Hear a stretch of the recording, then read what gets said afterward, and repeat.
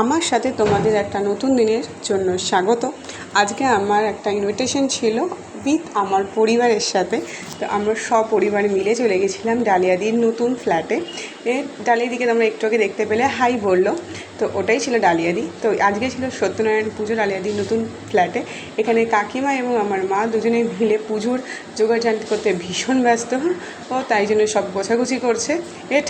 ঠাকুরমশাইকে সাহায্য করছে। আর ঠাকুরমশাই এদিকে অলরেডি ঠাকুরকে সাজানোর জন্য তৈরি হয়ে গেছে। ঠাকুর পুরো আমাদের সুন্দর করে সেজে উঠেছে। আর এখানে স্কুবির মতন এদিক ওদিক খেলা করছে, তোমরা দেখতেই পাচ্ছ।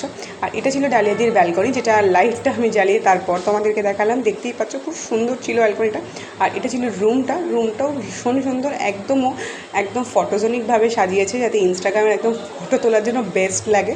আর তারপরে আমাদেরকে একটু গলার ঠান্ডা করার জন্য ডালিয়াদি গরমের মধ্যে আমাদেরকে কোল্ড ড্রিঙ্কস দিল, আর যেটা আমি ভীষণ পরিমাণে এনজয় করে খাচ্ছিলাম। আর এদিকে ঠাকুরমশাই শুরু করে দিয়েছে অলরেডি যজ্ঞ হবে, হোম হবে যেটা আর কি, তার জোগাড়জাতি করা।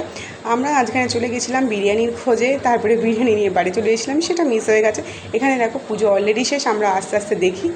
এখানে সিন্নি রেডি হয়ে গেছে, সবাইকে সিন্নি প্রসাদের জন্য দিচ্ছে। আমি কিছু জনকে দেওয়ার পরে নিজেও একটু সিন্নি প্রসাদ খেয়ে মনটাকে শান্তি করলাম, কারণ সত্যনারায়ণের সিন্নি খেতে ভীষণ ভালো লাগে, সবার ভালো লাগে, আমারও সেরকমই ভালো লাগে। পুজো প্রায় শেষের দিকে, এখানে হোমটা হলেই পুজোটা পুরোপুরি শেষ হয়ে যাবে।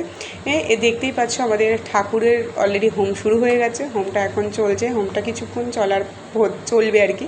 তো হোমটা হবে, তোমরাও একটু আমার সাথে হোমটা দেখো। হোম দেখতে ভীষণ ভালো লাগে, আর হোমে কিন্তু একটা বিশাল মনে একটা শান্তি ফিল হয়, হোম যারা কিন্তু খুব কাছ থেকে দেখতে পারে। তো আমাদের গল্পটা ছিল আজকের মতো এখানেই। ভালো লাগলে ভিডিওটা লাইক করো, চ্যানেলটা সাবস্ক্রাইব করো।